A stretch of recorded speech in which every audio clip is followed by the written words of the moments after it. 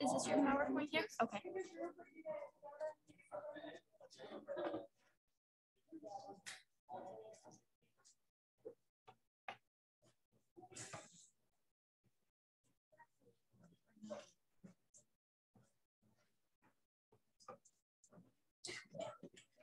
We got it. Yeah. I think she said it automatically before it says the webinar. Okay. So. Great. We're all set.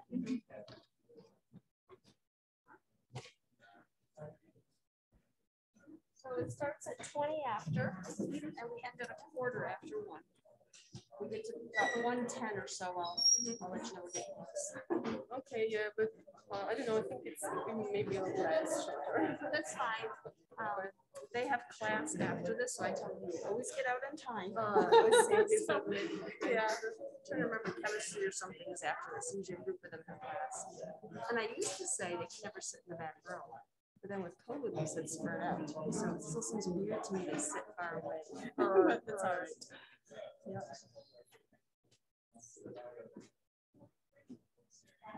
Yeah.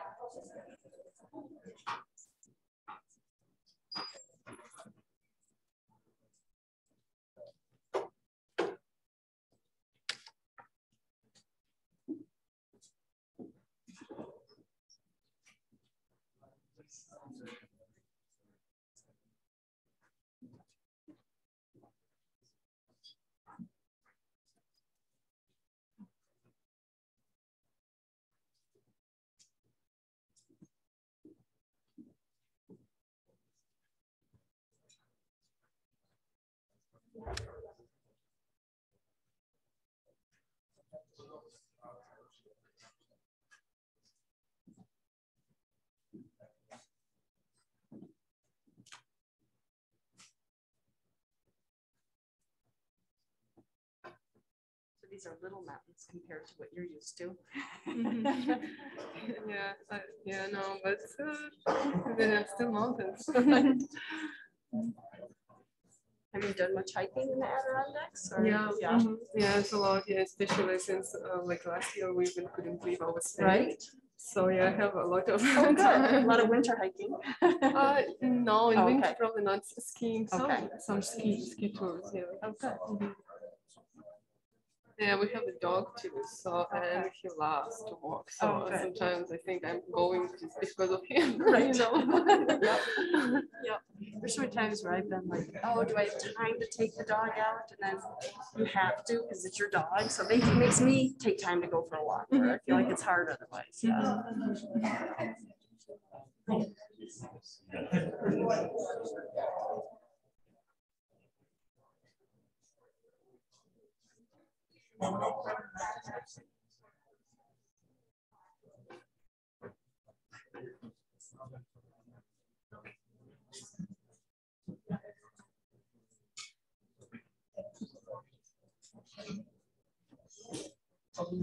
Yeah, I'm a little nervous because I didn't done it for a while, right? You know, it's always new location, different group of people. It's like, yeah, it's a good group. They're interested in outdoor recreation. They're interested in science, and I think they'll be really, really fascinated how you combine the two. Oh, okay. Yeah, they're gonna like it.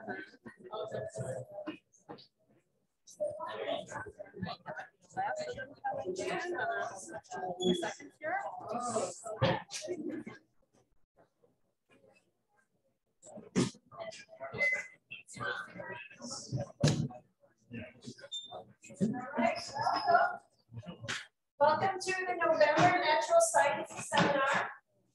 As always, I'm so excited by the amazing speakers that we are able to bring to campus and tell you what they do, how they combine science as their career and really their passion.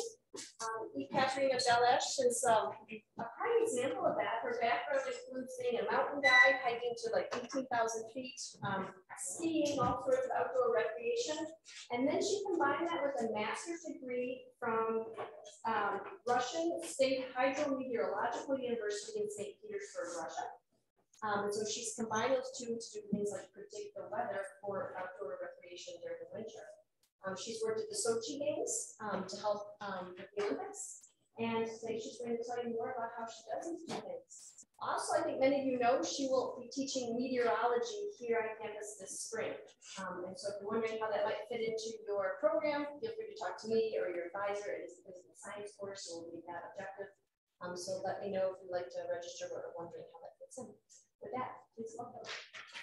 Thank you. Thank you so much. Hello, everyone. I'm very glad to see you all today here. And thank you for allowing me to attend this seminar. So yeah, my name is Belash, maybe a little bit different to pronounce. I'm talking with the accent, as you can notice, because my native language is Russian. I came from Russia. And I came here only 2 years before, so my language is still not perfect. My pronunciation, I might do some grammatical mistakes. Please be patient and hopefully you can understand me. If not, feel free to raise your hand and I will try to clarify for you things that's what I'm talking about. So the topic of today is my presentation is my mountain recreation my mountain recreation experience that motivated me for developing weather forecasting methods. And as I said, I came from Russia, that is known as the biggest country in the world. Also, it is known as the coldest country in the world. Since we're talking today about meteorology as well, I think it will be a fun fact to mention. For example, the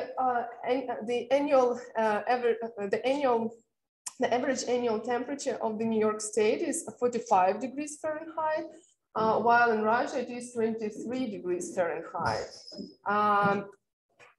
Looks like the Saranac Lake helps to keep those numbers low for New York State. And you can guess that the coldest state of the United States is Alaska. It is only 26 degrees Fahrenheit, but since it is a former Russian territory, it probably makes sense. So as I said, I came from Russia, but actually from the warmest part of the country.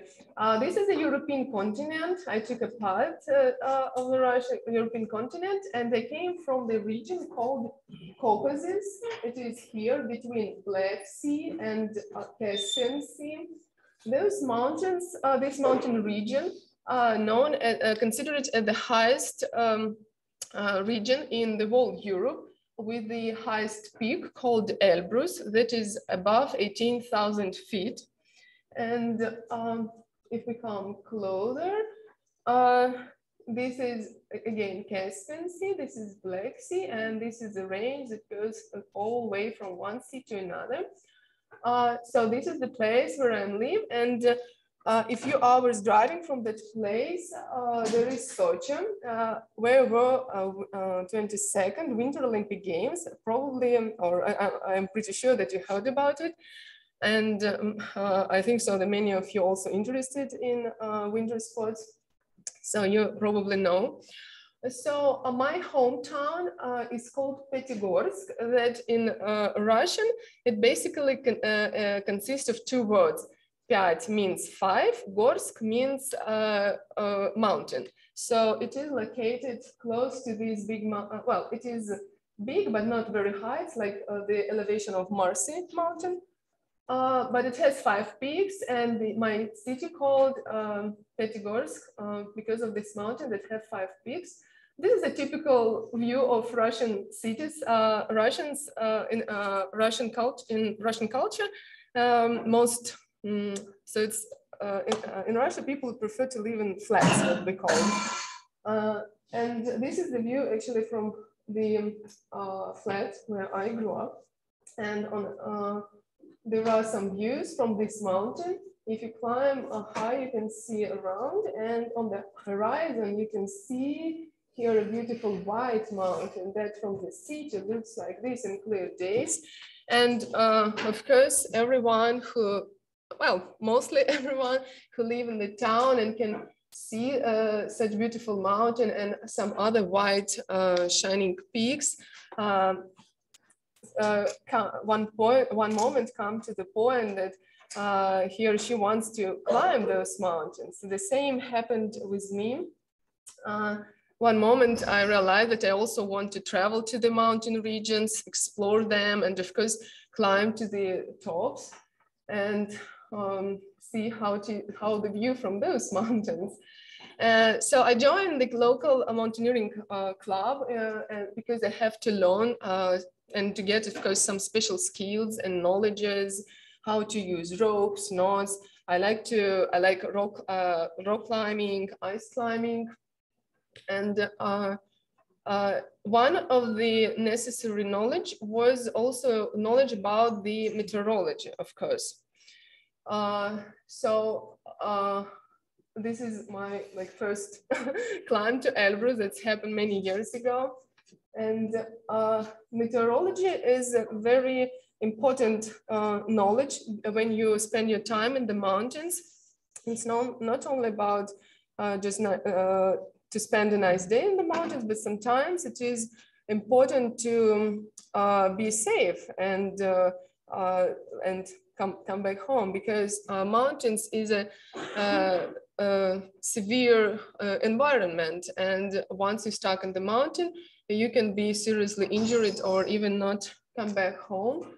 So I learned meteorology, but I also realized that it's very interesting topic, because in the mountains, being on some elevation, you can see some phenomena, weather phenomena that you can't see in the city, probably some optical effects, or you can even see the cloud formation, and it's really exciting. And I remember how one day walking on the glacier, on one day we had a rainbow, a snowstorm, and it was sun, it was cloud, and it just fascinated me so much. So I decided, and so this topic became interesting itself for me.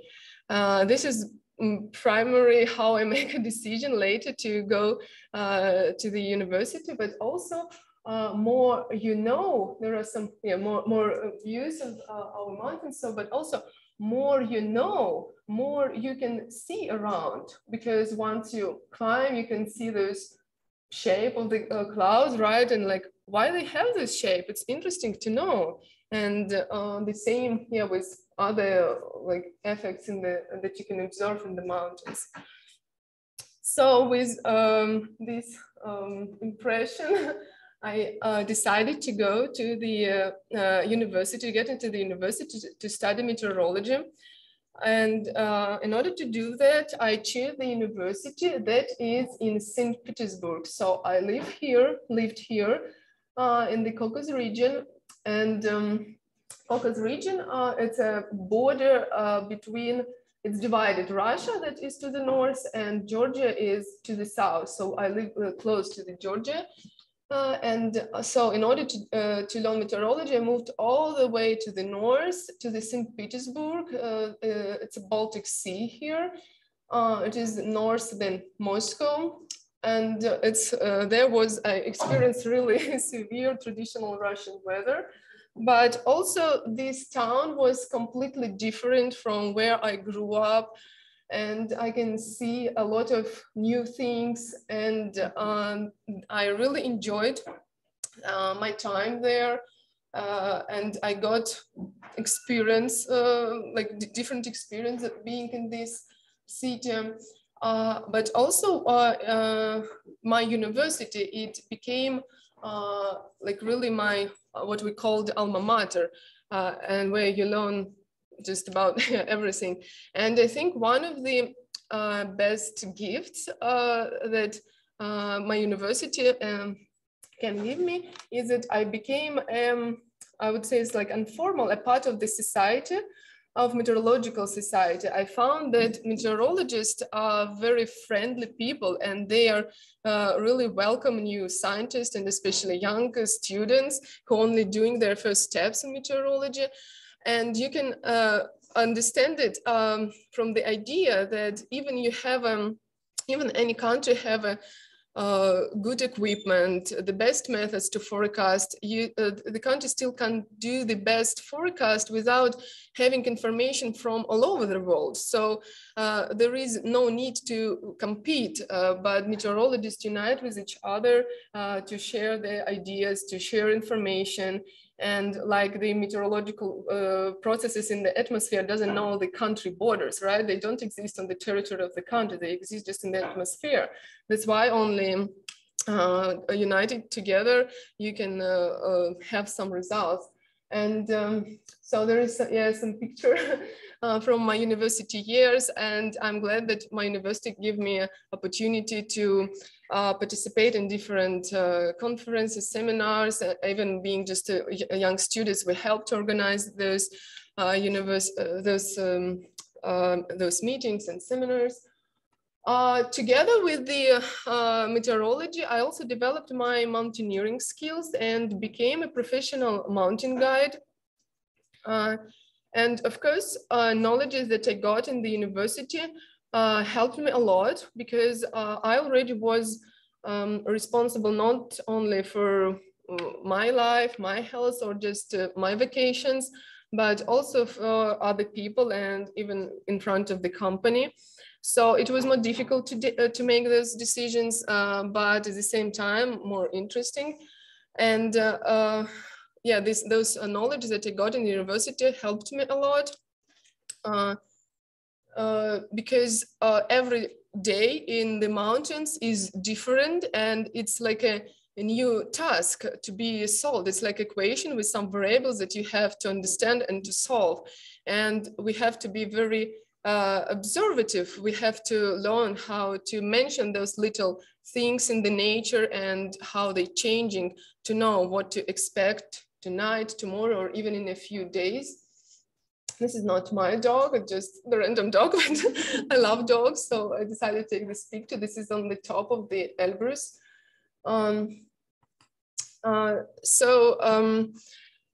Seeing how many, so being in the mountains and working a lot professionally there, I also saw that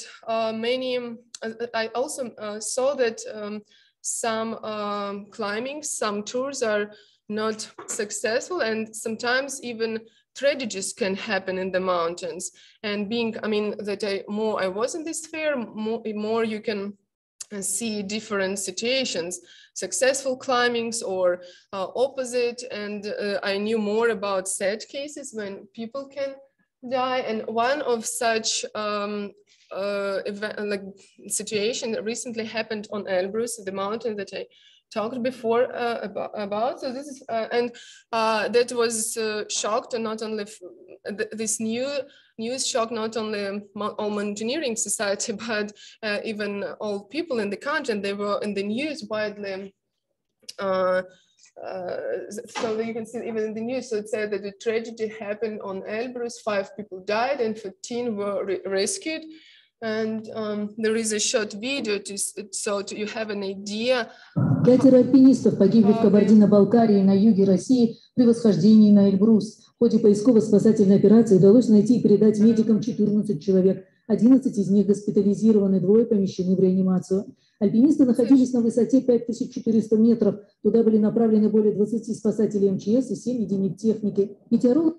So this is, yeah, sorry, maybe it was too loud. So this is an idea how the bad day in the mountains look like. And if you underestimate your possibilities, or you don't know much about the weather, you can easily stuck in such weather. And those people, they got hypothermia. They were very tired to continue their trip in those severe conditions. And that is a forecast for that day. I got it from the resource, snowforecast.com, that is very popular among Russian guys, and they used it a lot for the mountain. And for the people who come to the mountains, to this mountain first, and they probably not doing mountaineering all their life, this forecast can be even confusing, because before it was a lot of precipitation. So this is 3 days before the day when everything happened. And this is the day when, the night before the 23rd of September. And it's looked different, right? Before and the day in advance. But so I want to say that for new people, it could be confusing, and only local guides can estimate this forecast, and they know the local conditions, local weather, and they know the mountain better, what are the distances and all the timing. So, people will still go to the mountains, and they want to go, and they're not going, they want just to see the forecast and to decide based on this. That's why, understanding this, I wanted to create, I was thinking about how we can get the better forecast so the people can make better decisions based on this forecast. Because as I said already, this is a very important factor in the success of the tour, and plays a big role. So I was thinking, and this idea how it's possible to create a better forecast, it was settled in my mind. And going back to the university life, I was thinking, and while I was getting more knowledge about meteorology, I wanted to realize this idea, and that became possible to do thanks to the Olympic Games that were in 2014. Why it became possible? Because in order to provide meteorological support for the Olympic Games, there were established many meteorological stations. All those pins, it is the places where are the meteorological stations. And this is something unique that happens once in a while, because you will never see so many meteorological stations in the mountains. And on this map, I just show 5 meteorological stations that I used in my research. Because as you all know, when we're doing any research, to understand how good it is, we have to compare our results with some independent results, right? To be able to analyze what we got, how good it is. So the same I did. I choose those 5 meteorological stations, not all of them. During the Olympic Games, it was also a great opportunity not only to do my research, but also to meet people, because we, before the Olympic Games, as students, we were involved in them as volunteers, and we helped meteorology. So this is our student team, and it's a good picture, but I'm here with a closed eyes. Unfortunately, I don't have many pictures from that period. I decided this is the best one. So I'm have really like good time, of course, there, since I like winter sports. I like Olympic Games, but also I was close to the best meteorologist of the country, and can see how they organize their process, what tools they use, how they analyze the information they have. And later, the year that was the season that was the Olympic Games 2013-14, I was able even get a job on the games. During the games, I worked in the snow avalanche service that take care about the safety of the all infrastructure, and of course the sports objects, sports venues, and people. And this is just a picture from the like everyday routine of avalanche service.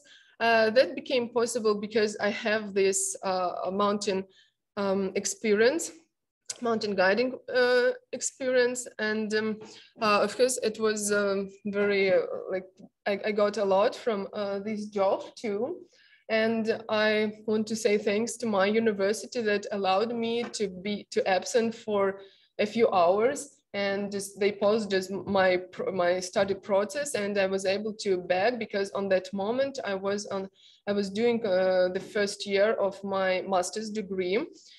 So I collect, during that experience, I collect enough data and information and decided to create, to try at least to create this tool that will help me to do the forecast. So I wanted to create by my own the good forecast for the mountains. So coming back to that moment, I wanted to do the forecast for this, first of all, for this region, for the Olympic region, because I can test it on this region and compare my data with meteorological stations.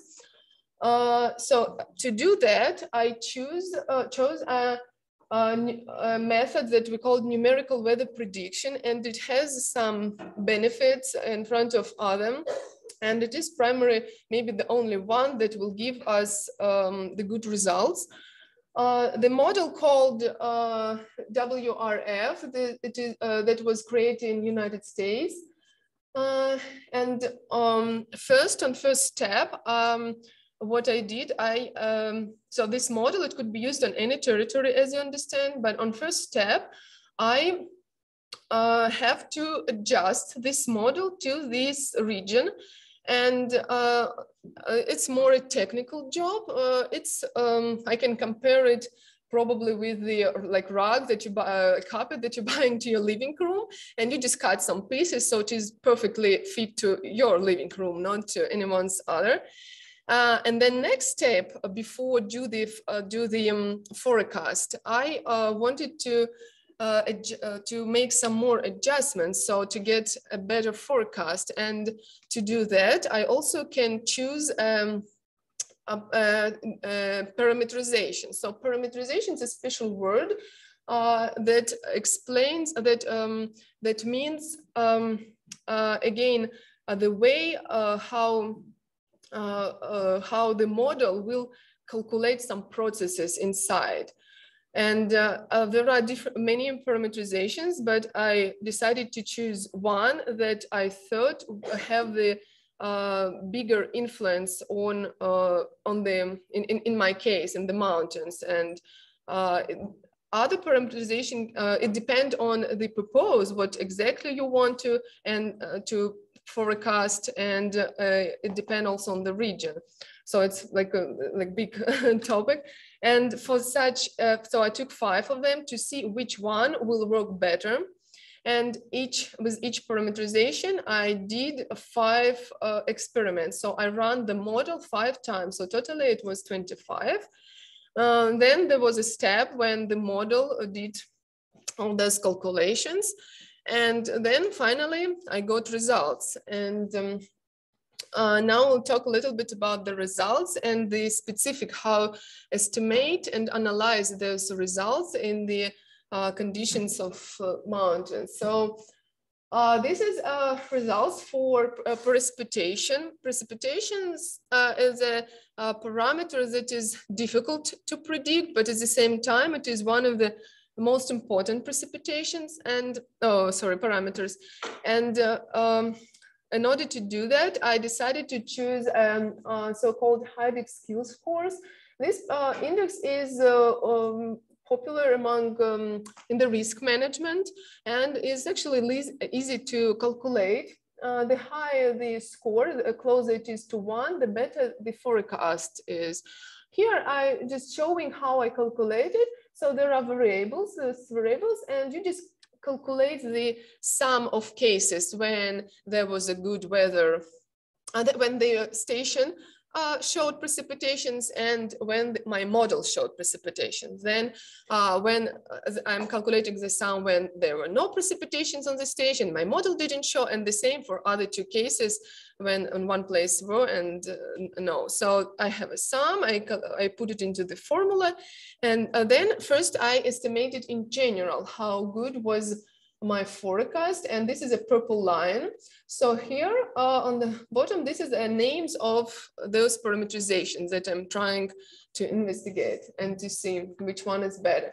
So, and the result was pretty high, between 0.8 and 0.9, as we remember the 1 is the best.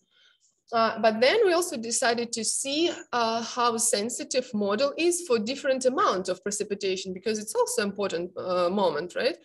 So for heavy precipitations, the result was 1, but also there wasn't too many days. So the result wasn't like scientifically real, scientifically accurate. We didn't take it in account. For light precipitation, the result was good also in the same range. For moderate precipitation, the result was worse, not so good. And after some other statistical calculations, we decided that the Thomson parameterization works well. So we remember that, and we moved on to next parameters. We also analyzed relative humidity.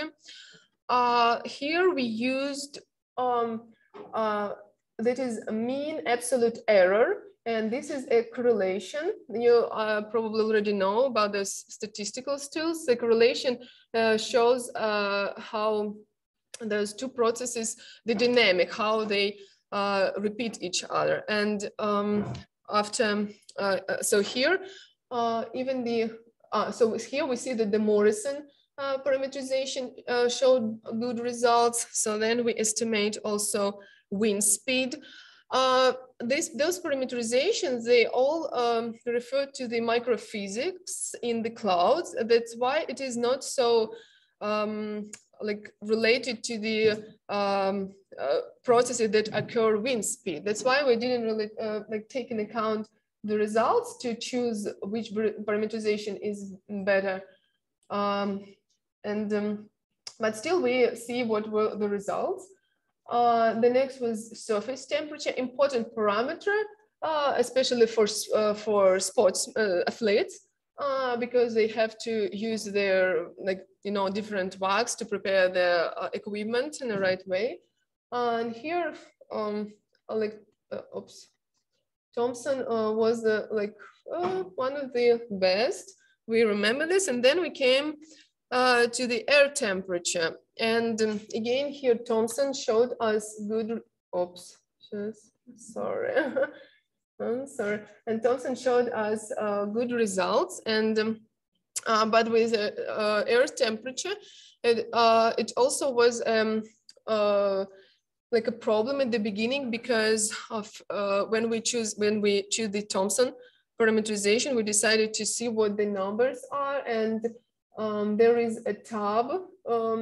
So here in the top, here is a different weather stations, and for the results for different weather stations. And here is just the 5 experiments for different time periods. And you can see the white columns, they show pretty big error that of course we did, see that it's not good results, that we have to do something with that. We also could understand so what it is, and then we decided to analyze. And first of all, we realized that we have to take into account the difference in the elevation. And to explain this, I want to talk a little about how works this model, any model. So this is just a simple picture. It's not like the real how it's in the computer. I just draw it to show you. So when we run the model, we choose plot that choose a piece of land, right, that we want to do the forecast. And then the model, it doesn't make a forecast for cities or towns or certain moments. It doesn't matter for the model where to forecast. It just create a grid, and the model do the forecast for the grid points, for those where those lines intercross. And when we want to get forecast for the place that is between those inside the cell, right, between what we have to do, then we ask the model to show us results for this place, and then the model interpolate those data from those grid points to inside, to any points that we want inside the cell. So what's happening? First, so if our station, right, where we want to compare the results, it was somewhere in the middle, and of course it can have a different elevation than the grid point that we take the results. So what we decided to do is to calculate and to make to calculate it and bring it to diminish the error. We know this physical law, right? That how we go to the space, to the atmosphere, the colder the air. So that was the influence. Also, in the mountains, as you all know, there is a big variety of the landscape. It could be snow, it could be rocks, it could be grass on the very little distance. And all those conditions, all these differences, they will create local conditions. So if here it could be rocks, here could be water, here could be snow, and then they will give very different temperatures. So what we decided also to do is to use only one grid point that correlates best of all with the station data. So it means that it represents the same like microclimate that our station on. And so after those assumptions, we got better results. My error was much less. Still, there were some cases when it was huge, but some results were improved much. Were improved. So then I decided to use this Thomson parameterization in my model. And then what was my next step? I wanted to see, okay, my model is not perfect, I know this, but I wanted to see like what results it will give me if I will apply it to a different location in the mountains, in the Caucasus, the same region, because the idea is to make not only forecast for a certain place, but to create a tool that we always can use, knowing that it works well. And so I decided to see, okay, let's do it. And for that purpose, I choose a place called Dombay. This is the name of the location of the village, but also the name of the ski resort. And it is really popular among tourists in winter, and even in summer they go for a hiking. This is one of the sightseeing there, this UFO hotel, and yeah, it's still there and popular, attracts people. Those mountains also, why I choose this resort, because those mountains can create avalanches. And so as to do the good avalanche forecast, we also, of course, we need to know, we have to have a good weather forecast. One of the avalanches actually happened this year, and you can see what the result of the avalanche. So it's yeah, it just like ruined everything on its way. But the problem in this situation, the problem was that local service, they shoot the slope that they thought was dangerous for avalanche, but that was also a trigger for another slope that was on a distance, but it still pushed the avalanche and the snow that was not very stable, and a big amount of snow came down all the way to the cafes and to the lift station. So, and also so I was thinking that it will be interesting how good it is for this certain region that is also popular for visiting. And also this resort, it also has a meteorological station, so I can compare my data and have some results. So the green line, it is a station, and purple line, it is my model results. So this is for the air temperature. We did it for air temperature, for wind speed, and for the relative humidity. And the main thing that model is repeating the processes. So I can see that it is enough sensitive to capture those and to calculate those processes of a little that has little scale, like spatial sizes, that is happening only not in over the big territories but in the mountains. That this is one of the difficult moments why it is difficult to get a good forecast in the mountains. And this model can capture this, and we see that the it's repeating the dynamics that was for the wind speed. While the correlation is not high, the error wasn't too bad. And for the relative humidity, most of the days on the station, it was 100%, while the model showed like different numbers.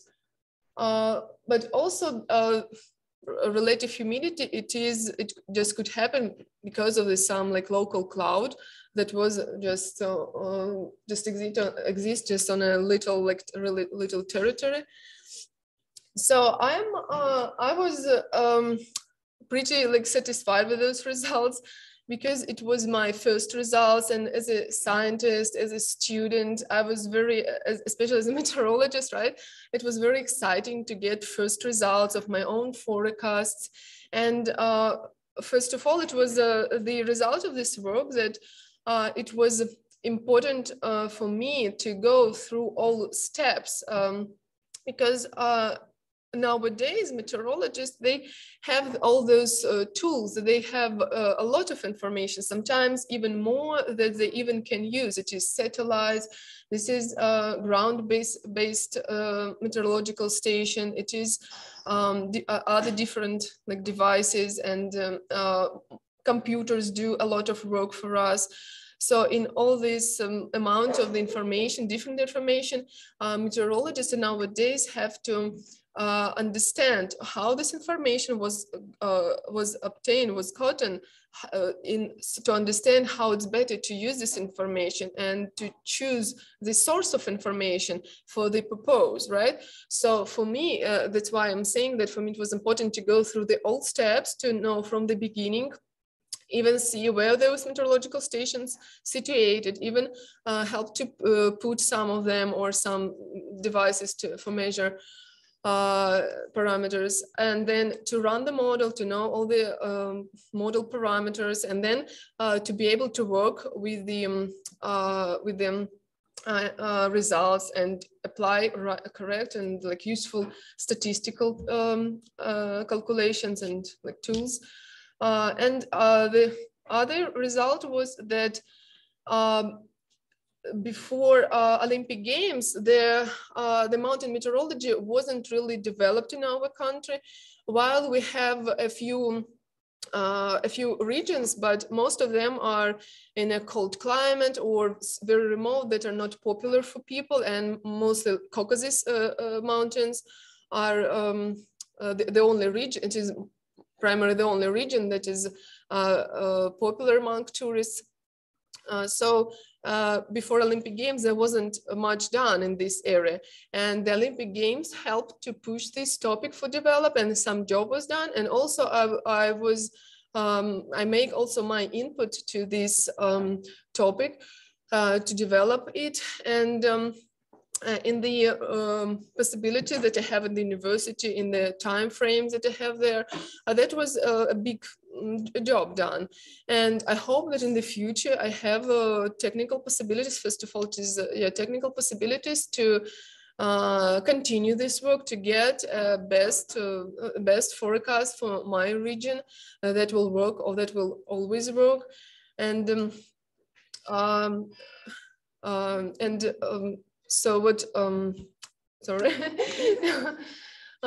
So hopefully I can continue this work, because mountains is still my passion, and meteorology is my passion, and that I can do, and maybe have hopefully to find a team that also can share with me knowledge is there, and I can be helpful for them. So that's that's primary. That's it. What I wanted to tell today. If you have any questions about my research or any other questions, you're welcome. Please ask, and I will try to answer. Questions, especially those who have been taking this through modeling this semester and talking about validating models, making models as simple as possible, no simpler, and those are a perfect model. But questions? How far in advance of a weather event should a good model predict? How far on? So the typical time, so the model can predict weather along in advance, but the best time is 3-4 days. This is a time for the processes, for the typical processes like cyclones and anticyclones that are exist in the atmosphere. And during this time period, there will be the main changes. For the less time, forecasts are not so accurate because some parameters are just like very can change like a lot through the day, and it's not because of the bad tool, but because mostly of the just physical physics of the process. And if we forecast for the too long time, too much in advance, then the errors that exist still in the model because of like different reasons, they just growing with the time. So the best time is like 3-4 days in advance, but yeah, you can use it for any time ahead, and you just have to know that the error can grow. I just want to say, if you haven't been to seminar before, we always let you out on time. I know your class, I'm a stickler for being in class on time, so we don't go over. So just hang tight, there's no more questions. We'll make it to your next class as well. Other questions? Yes. Did it cause any problems being near the border with the Georgia Abkhazia area because there's some unrest in that region? So yeah, there is a little difficultness. There is I think it is probably 5 kilometer like border territory to from the main like border to the each country. There is a 5 kilometer territory, and to go there you have to have a special pass and some good like interesting beautiful mountains to climb. They're exactly in this territory. So this is a like regular practice before the season, the summer season, mountaineering season, to get those passes to go there without problems. There is like my friends, once they was in such situation when they thought they don't need those passes, and they were caught by police, and they like spent 1 day, I think, in the police. After they climbed back, they were caught. So yeah, going in the mountains, you can meet sometimes military people who like observing mountains. So yeah, it is like a problem. Yeah, it's a topic. Yeah. Mm-hmm. Yeah, any questions? Any question about the upcoming class? If we ask about that. I have one question. Will you have a chance to use your model to test the Sochi like for years after you create your model there, but in different years? You know what I'm saying? Like since you create your model, can you do that and test data to see how well your model's better? So yeah, if I understand you right, as far as I have data from the meteorological stations just to compare, I have this like model, and yes, I can use it now too. I think that some of those stations doesn't work now because it just don't need, but some of them still working, and especially for those avalanche services. So I can ask for the data, I can get them, and always to compare, with my model, and so it's possible. Mm-hmm. Yeah, it was done with the data for 2014. I think because on that moment, all the preparations here were done, and the models worked without like errors. So yeah, I took the results of 2014. Yeah. One last question before we disperse.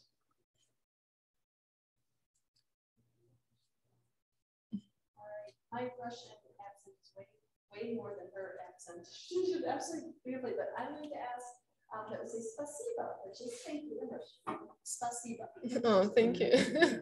All right, thank you. Thank you so much.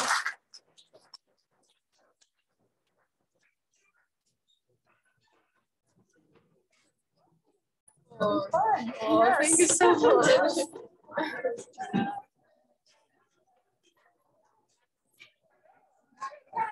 Hello, I'm